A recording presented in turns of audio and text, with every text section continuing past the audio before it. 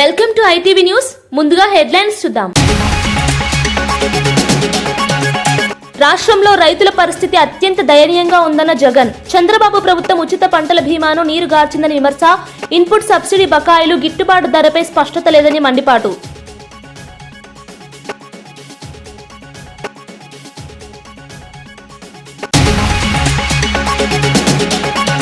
చిత్తూరు జిల్లాలో పవన్ కళ్యాణ్ పర్యటన. కూటమి నేతలు కార్యకర్తలతో సమావేశం.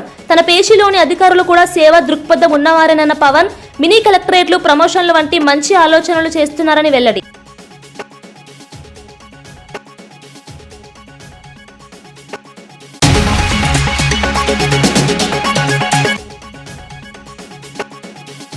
ఒక్క ప్రాజెక్టుకైనా శ్రీకాంతాచారి పేరు పెట్టారని కాంగ్రెస్ ను ప్రశ్నించిన కవిత.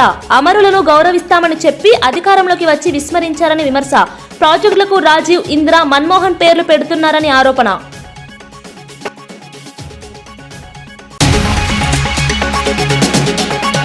కాంగ్రెస్ పాలనపై మహాధర్నాకు రండి అని రామచందర్ పిలుపు. 2 ఏళ్ల పాలన ప్రజలను విసిగించిందని బీజేపీ ఘాటు ఆరోపణ. రైతులు, యువత, మహిళల సమస్యలు పెరిగాయి, పోరాటానికి సిద్ధం కావాలని వెల్లడి. డిసెంబర్ 7 పెద్దపోరు ఇందిరా పార్క్ లో ప్రజా గర్జన పిలుపు.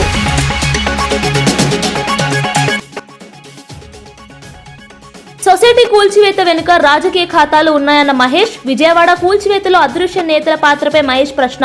బలసోరు పేరు మళ్లీ వినిపిస్తోందని మహేష్ ఆగ్రహం. చట్టం పక్కన పెట్టి కూల్చివేత ఎందుకని మహేష్ సీరియస్ ప్రశ్నలు.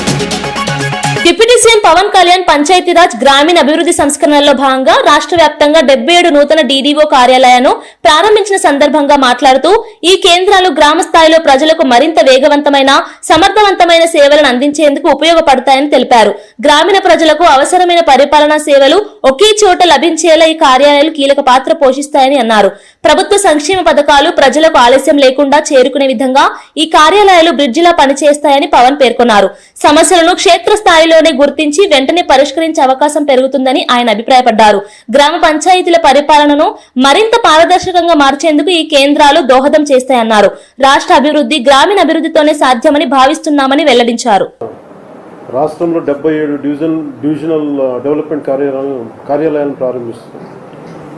దానికి విచ్చేసిన గౌరవ శాసనసభ్యులు చిత్తూరు ప్రభుత్వ శ్రీ ఆరో శ్రీధర్ గారికి, పూతలపట్టు శాసనసభ్యులు కలికిరి మురళీమోహన్ గారికి, తిరుపతి శాసనసభ్యులు ఆరణ్య శ్రీనివాసులు గారికి, గౌరవ మేయర్ శ్రీమతి సాముద గారికి, ఆంధ్రప్రదేశ్ హస్తకళల అభివృద్ధి corporation chairman doctor Pasupuleti Hariprasad గారికి, చిత్తూరు నగర అభివృద్ధి సంస్థ చూడా చైర్పర్సన్ శ్రీమతి కటారి హేమలత గారికి, కలెక్టర్ మరియు జిల్లా మెజిస్ట్రేట్ చిత్తూరు శ్రీ సుమిత్ కుమార్ గారికి, పంచాయతీరాజ్ మరియు గ్రామీణ అభివృద్ధి కమిషనర్ శ్రీ కృష్ణతేజ గారికి, అలాగే ఈ కార్యక్రమానికి వీడియో కాన్ఫరెన్స్ ద్వారా పాల్గొంటున్న గౌరవ సహచర మంత్రులకు, గౌరవ శాసన మండలి, శాసనసభ సభ్యులకు, జిల్లా కలెక్టర్స్కు, సిఈఓలకు, డిపిఓలకు, ఏపీడీ డ్వామాలకు, డీడీఓలకు, ఇతర అధికారులందరికీ, పంచాయతీరాజ్ మరియు గ్రామీణాభివృద్ధి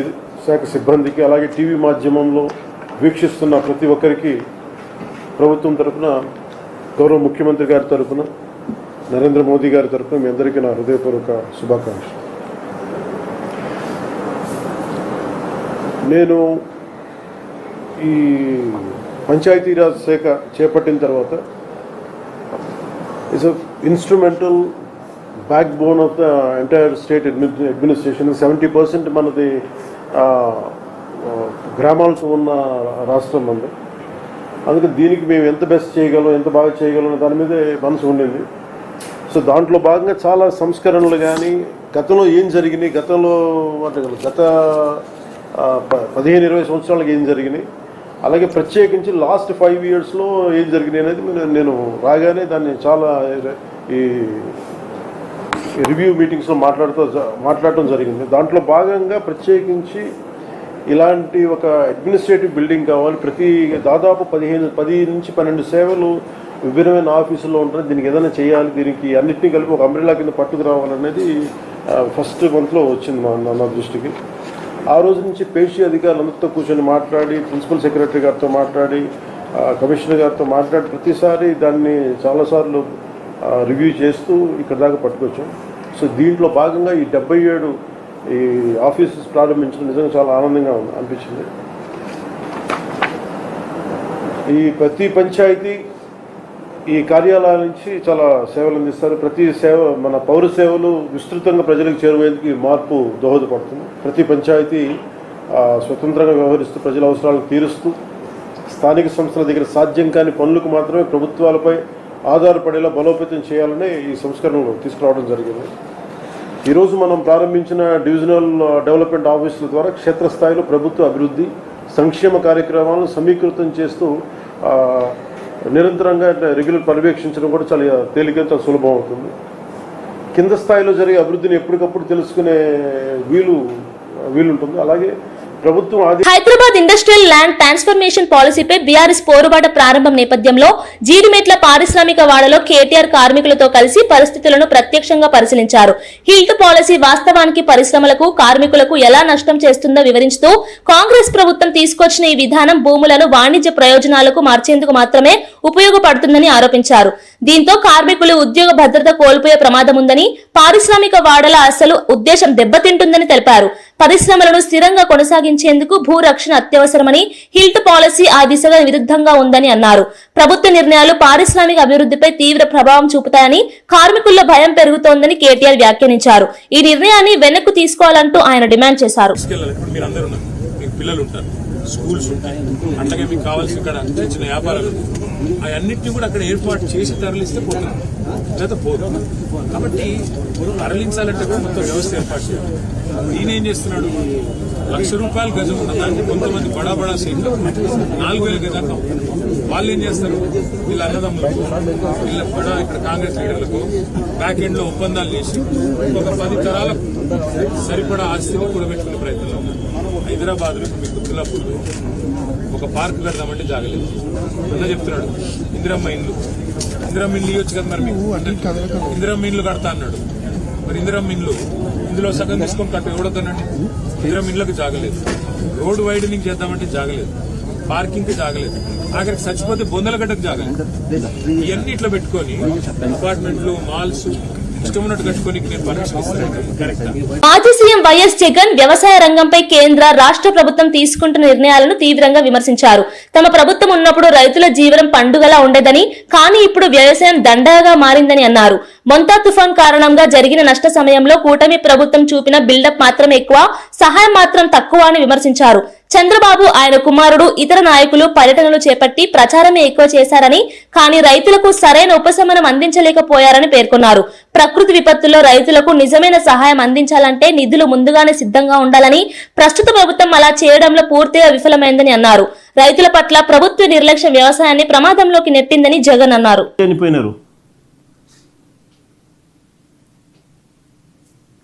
This is a record. 29 మంది పిల్లలు చనిపోయినారు.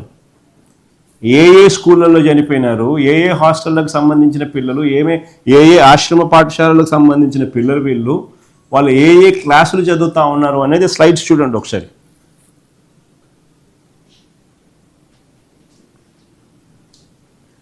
అనారోగ్యంతో మృతి చెందిన పిల్లలు పార్వతీపురం జిల్లా పువ్వల అంజలి 12 సంవత్సరాలు, కురుపాం గిరిజన ఆశ్రమ పాఠశాలలో జాండీస్తో మృతి. కల్పన కురుపాం గిరిజన ఆశ్రమ పాఠశాలలో జాండీస్తో మృతి, పార్వతీపురం మన్యం జిల్లా. ముందువా. తాడంకి చిన్నారి 11 సంవత్సరాలు, మక్కువ మండలం ఎర్ర సామంత వలసలో జాండీస్తో మృతి, పార్వతీపురం మన్యం జిల్లా. రష్మిక 8 సంవత్సరాలు, వెన్నెల వలస గిరిజన బాలికల ఆశ్రమోన్నత పాఠశాలలో మలేరియాతో మృతి. దాని ముందు హడ్డుబంగి గిరిజన సంక్షేమ ఆశ్రమ బాలికల పాఠశాల అనారోగ్యంతో మృతి. పల్లవి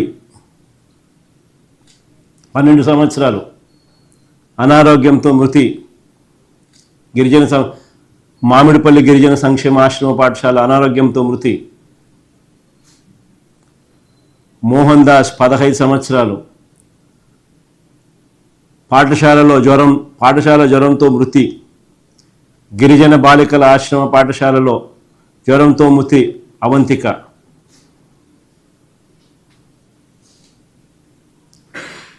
నితిన్, జీవన్ కుమార్, శ్యామల్ రావు, ఈ లిస్టు మీ అందరికీ కూడా ఇస్తున్నా.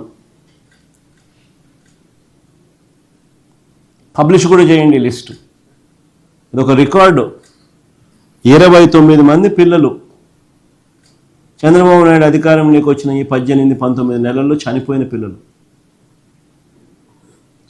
సిల్క్ పాలసీపై రాష్ట్రంలో జరుగుతున్న వేడిలో భాగంగా కాంగ్రెస్ నాయకులు పరిశ్రమల భూముల విషయంలో గత ప్రభుత్వం ముఖ్యంగా కేటీఆర్ బినామీల అక్రమాలను బయట పెడతామని హెచ్చరిస్తున్నారు. గత దశాబ్దంలో బాలనగర్, పటాన్చెరు, నాచారం, మౌలాలి, వనస్థలిపురం, హఫీజ్పేట్ వంటి ప్రాంతాల్లో పారిశ్రామిక వాడల్లో ఉన్న వేల ఎకరాల భూములు అధికార దుర్వినియోగంతో వ్యక్తుల చేతుల్లోకి వెళ్లాయని ఆరోపిస్తున్నారు.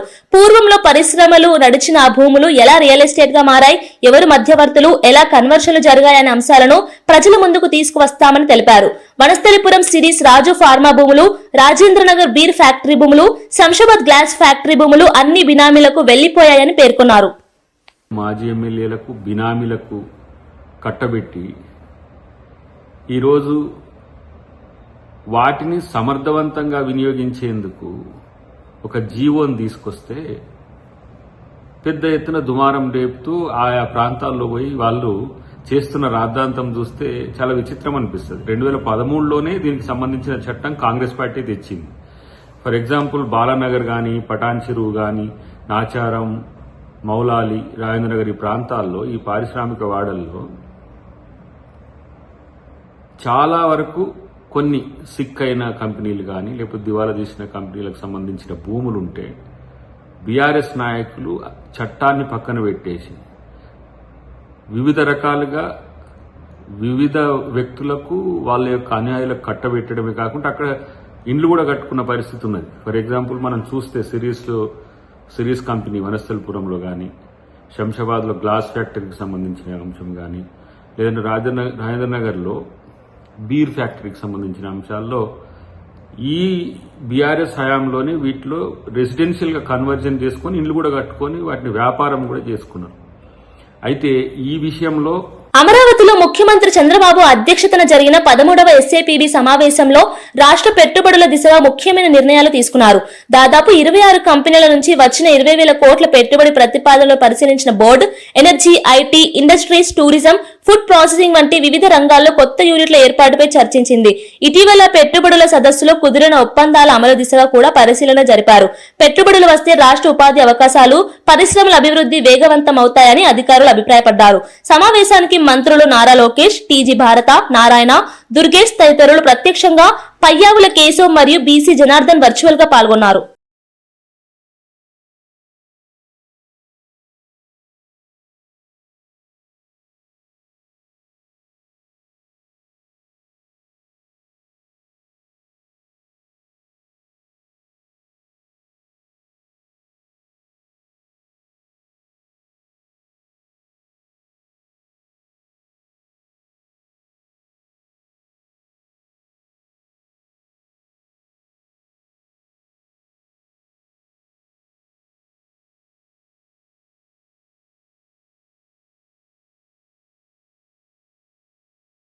పల్నాడు జిల్లాలో 100 రోజుల 100 గ్రామాల పర్యటనలో భాగంగా ఎమ్మెల్యే భాష్యం ప్రవీణ్ అమరావతి మండలం యండ్రాయిలో ప్రజల సమస్యలను స్వయంగా విన్నారు. స్థానిక సచివాలయ సిబ్బంది ప్రజల సమస్యలను పట్టించుకోకపోవడం వల్ల అర్జీలు పెరుగుతున్నాయని ఆయన ఆగ్రహం వ్యక్తం చేశారు. ప్రజలు ఎదుర్కొంటున్న చిన్న సమస్యలు కూడా నెలల పాటు పరిష్కారం లేక పెండింగ్ అవుతున్నాయని, ఇది ప్రభుత్వ ప్రతిష్టకు నష్టం తెస్తుందని పేర్కొన్నారు. గ్రామ స్థాయిలో అధికారులు బాధ్యతగా వ్యవహరించకపోతే ప్రజల విశ్వాసం దెబ్బతింటుందని హెచ్చరించారు. తాను పర్యటించిన ప్రతి గ్రామంలో ప్రజలు ఒకే సమస్య చెప్పడం విచారకరమని, సిబ్బంది తీరును వెంటనే మార్చుకోవాలని సూచించారు. అభివృద్ధి పథకాలు, సంక్షేమ కార్యక్రమాలు కాగితాలపైనే కాక భూమి మీద అమలు కావాలని, ప్రజలకు ప్రభుత్వం ఇచ్చే సేవల్లో నాణ్యత అనివార్యమని ఎమ్మెల్యే అన్నారు.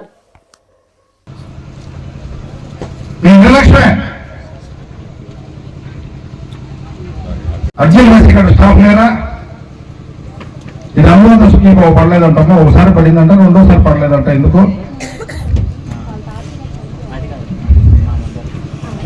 ఒకసారి డీటెయిల్స్ తెలుసుకొని సమాధానం చెప్పమ్మా, విషయం ఏందో చెప్పు.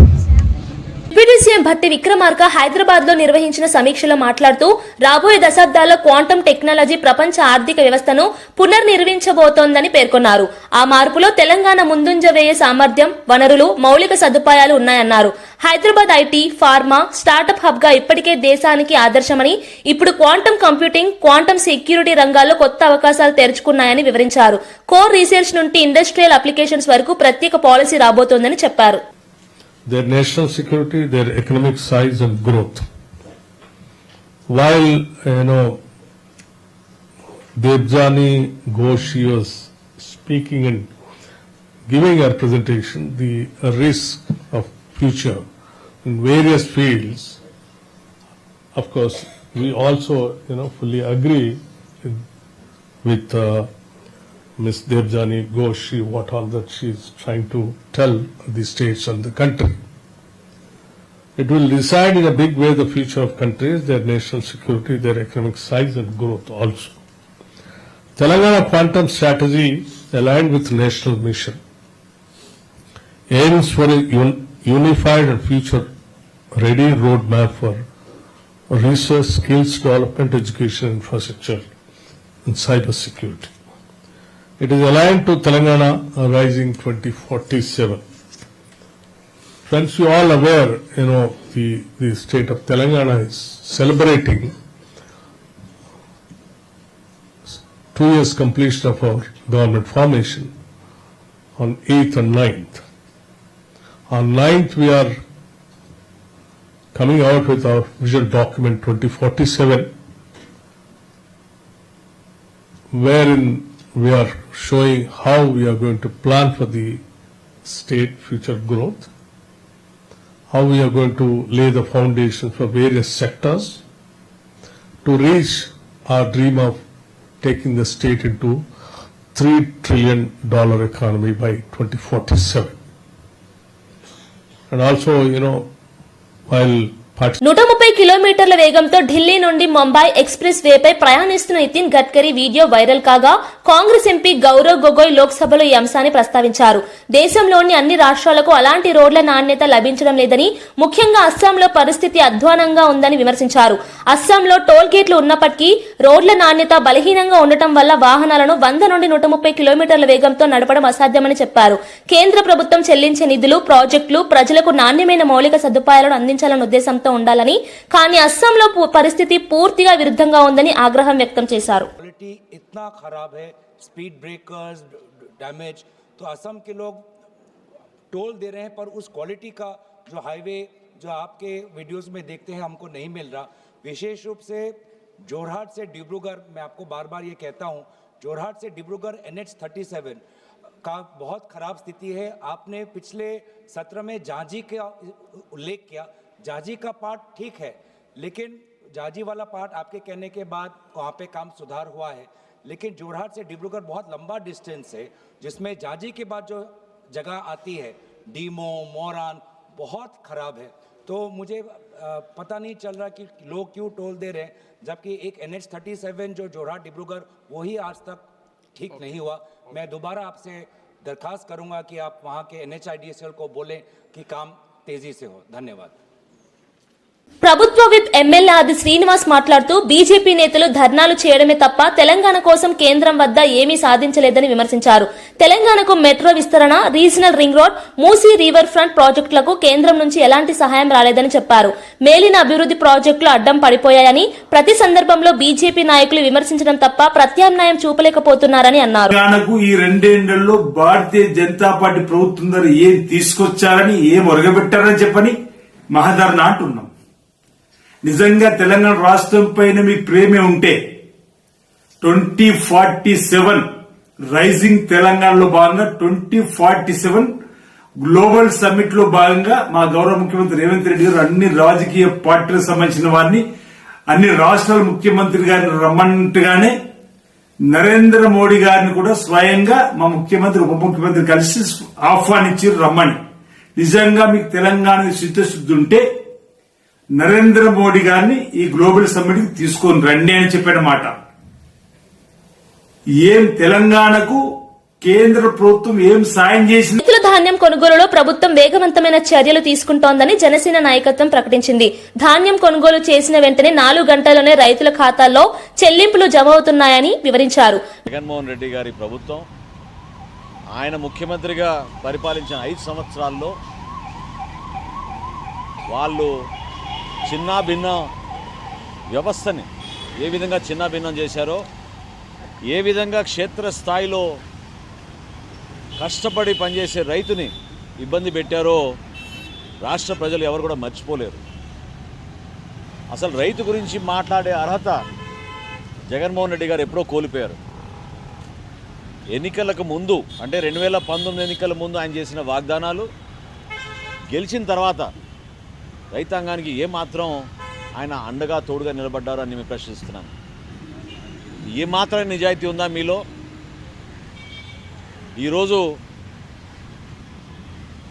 పత్రికా సమావేశంలో రాష్ట్రంలో ధాన్యం కొనుగోలు గురించి ఏ విధంగా ఒక విపత్తు వచ్చినప్పుడు ప్రభుత్వం స్పందించే విధానం గురించి చాలా చులకనగా మాట్లాడాడు. నేను ఛాలెంజ్ చేస్తున్నాను జగన్మోహన్ రెడ్డి గారికి. ఇదే రోజు 2023లో ఎన్నికల సమయంలో సిద్ధమవుతున్నప్పుడు ధాన్యం కొనుగోలు మీరు చేసింది 5,22,000 మెట్రిక్ టన్నులు. ఇదే రోజు డిసెంబర్ 4వ తారీఖు మా కూటమి ప్రభుత్వం గర్వంగా 2,40,000 మంది రైతుల దగ్గర నుంచి ఈ రోజుకి 14 లక్షల మెట్రిక్ టన్నుల ధాన్యం కొనుగోలు చేశాం. మీరు చెప్పే లెక్కేంటి, మా లెక్కేంటి? ఎక్కడున్నారు అసలు మీరు? పరిపాలన చేతగాక మీ అసమర్థతతోటి రైతుల్ని నట్టేట ముంచేసి రైతుల దగ్గర ధాన్యం కొనుగోలు చేయకుండా ప్రభుత్వంలో ఉన్న వ్యవస్థని మీరు ఉపయోగించుకున్నారు. మీరు అనుకున్న రైస్ మిల్లర్లకు పంపించారు ధాన్యం. ర్యాండమైజేషన్ అనే పద్ధతి తీసుకొచ్చిందే మీరు. 60 కిలోమీటర్లు 70 కిలోమీటర్లు రైతులు కష్టపడి జాగృతి జనంబాట కార్యక్రమంలో భాగంగా జాగృతి అధ్యక్షురాలు కవిత రామంతపూర్ ఇందిరానగర్ లో వీరనారి చాకెలి ఐలమ్మ విగ్రహానికి పూలమాల అర్పించారు.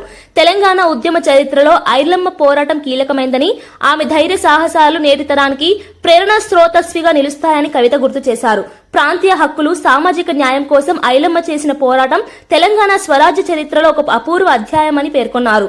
జాగృతి ద్వారా యువతలో సేవాభాగం, సామాజిక చైతన్యం పెంపొందించే కార్యక్రమాలు నిరంతరం కొనసాగుతున్నాయని తెలిపారు. ప్రజలతో ప్రత్యక్షంగా కలిసే జనంబాట కార్యక్రమం ద్వారా స్థానిక సమస్యలు తెలుసుకుని వాటిని పరిష్కరించేందుకు ప్రభుత్వం తీసుకోవాల్సిన చర్యలను సూచిస్తామని చెప్పారు. ప్రాజెక్టు కాబట్టి ఎంపీ గారు శ్రద్ధ పెట్టాలని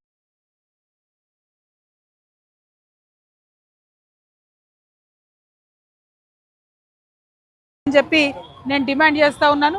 మరిగా ఇన్నేళ్లైనా ఇంకా కొనసాగుతా ఉంది కాబట్టి ఇప్పటికన్నా దీనికి పరిష్కారం చూపించాలని చెప్పి మేము డిమాండ్ చేస్తున్నాం. ఇక్కడ బీజేపీ ఎంపీ గారు శ్రద్ధ పెట్టాలి. స్థానికంగా ఉన్న ఎమ్మెల్యే గారు అవసరమైతే ఇక్కడ కూర్చొని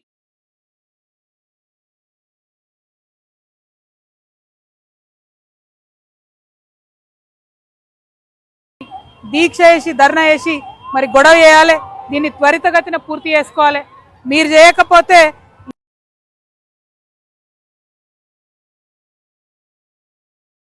కూడా ఎంటబడతామని జాగృతి నుండి తెలియజేస్తా ఉన్నాం. మరి మొత్తం మేడ్చల్ రంగారెడ్డి, మేడ్చల్ మల్కాజ్గిరి జిల్లా పర్యటన జాగృతి జనంబాట ఇవాళ ప్రారంభమైంది. ఇంకా 4 ఏళ్లు. తెలంగాణ బీజేపీ అధ్యక్షుడు రామచంద్రరావు మాట్లాడుతూ కాంగ్రెస్ ప్రభుత్వం 2 ఏళ్ల పాలనలో రాష్ట్ర ప్రజల సమస్యలను మరింత పెంచిందని విమర్శించారు. రైతులు కన్నీరు మున్నీరయ్యారని, యువతలో నిరాశ నెలకొన్నదని, పెద్దవారిలో ఆవేదన పెరిగిందని అన్నారు. మాటల గారడి తప్ప సీఎం రేవంత్ రెడ్డి ప్రభుత్వానికి చేసే పనితనం లేదని ధ్వజమెత్తారు. రాష్ట్ర ప్రజల హక్కుల కోసం పోరాడే సమయం ఇదేనని, డిసెంబర్ 7న ఇందిరా పార్క్ లో జరిగే మహాధర్నాలో అందరూ పాల్గొనాలని పిలుపునిచ్చారు. కాంగ్రెస్ ప్రభుత్వం తీసుకున్న నిర్ణయాలు ప్రజల జీవితాలను దెబ్బతీశాయని, అభివృద్ధి కార్యకలాపాలు పూర్తిగా నిలిచిపోయాయని ఆయన అన్నారు. కాంగ్రెస్ పాలనలో అవినీతి అక్రమాలు పెరిగిపోవడం, వాగ్దానాలు అమలు కాకపోవడం వల్ల ప్రజలు నిరాశ చెందారని పేర్కొన్నారు. విజయవాడలో లక్ష్మీ రామ కోఆపరేటివ్ సొసైటీ కూల్చివేతపై తీవ్ర అభ్యంతరం వ్యక్తం చేసిన పోతిన మహేష్ పోలీసులు చూపిన తొందరపాటు చర్యలపై ప్రశ్నలు వేశారు. సుప్రీంకోర్టులో ఆ రోజు కీలక వాదనలు ఉన్నప్పటికీ కొద్దిసేపు వేచి ఉండకపోవడం అనుమానాస్పదమని అన్నారు. మహిళలు, వృద్ధులు కూల్చివేత సమయంలో తీవ్ర ఇబ్బందులు పడినా పోలీస్ శాఖ చల్లగా వ్యవహరించిందని విమర్శించారు. కూల్చివేత వెనుక రాజకీయ ప్రభావం స్పష్టంగా కనిపిస్తోందని, ముఖ్యంగా ఎంపీ బలసౌరిది అనేక భూ వివాదాల్లో పేరుండటం ఆందోళన కలిగిస్తోందని పేర్కొన్నారు. ప్రజల సమస్యలను వినాల్సిన ఎమ్మెల్యే ఆఫీస్ కూడా స్పందించకపోవడం ప్రజాస్వామ్యానికి హానికరమని అన్నారు. సొసైటీ సభ్యుల హక్కులు, ఆర్థిక భద్రతను రక్షించాల్సింది ప్రభుత్వమైతే ఇక్కడ మాత్రం ప్రజలపై చర్యలు తీసుకుని వారి జీవనోపాధిని ప్రమాదంలోకి నెట్టిందని పోతిన మహేష్ ఆరోపించారు. శ్మశానంలో చేశారో సమాధానం చెప్పాలి. కనీసం మానవత్వం లేదా మీకు? మీ కాళ్ళు ఏళ్ల పట్టుకొని ప్రాధాయపడిన పోలీస్ శాఖ ఎందుకంత కనికరం చూపించరా? సుప్రీంకోర్టులో నిన్న ఆర్గ్యుమెంట్స్ ఉన్నాయి. నిన్న ఆర్డర్ వస్తుందని చెప్పినప్పటికీ కూడా ఎందుకు పోలీస్ శాఖ అంత దుందుడుకుగా వ్యవహరించిందో సమాధానం చెప్పాలి. అంటే మీకు రాష్ట్రంలో కోర్టులంటే కూడా లెక్కలేదా? అంటే మీరు పెట్టుబడిదారులకి, పెత్తందారులకి ఒత్తాసు పలుకుతారా? సుప్రీంకోర్టు ఆర్డర్ నిన్న వస్తుందని మహిళలు, వృద్ధులు, చర్చి వాళ్ళు కూడా మీ కాళ్ల వేళ పట్టుకుంటే ఎందుకు మీరు కనికరించలా? 31 డిసెంబర్ వరకు కూడా ఎటువంటి చర్యలు మీరు తీసుకోవద్దని ఆర్డర్ ఇచ్చారు కదా సుప్రీంకోర్టులో. ఎందుకు మీరు తొందరపాటు చర్యలు పాల్పడ్డారో పోలీస్ శాఖ వారు చెప్పాలి. ఈ స్థలంలో రామ కోఆపరేటివ్ సొసైటీ తరపున ఆ సభ్యులు మాత్రం లేరు. దీని వెనకాతల అధికారంలో ఉండేటువంటి వాళ్ళు, కూటమి ప్రభుత్వంలో బలంగా ఉండే నాయకులకి వాటాలు ఉండబట్టే విధంగా జరుగుతుంది ఇది. దీని వెనకాల ఏ ఎంపీ ఉన్నారు, ఏ ఎమ్మెల్యే ఉన్నారో, ఎవరి ఆదేశాల మేరకు పోలీసు వారు ఇంత దుందుడుగా వ్యవహరిస్తున్నారో మీరు కూడా సమాధానం చెప్పాలి.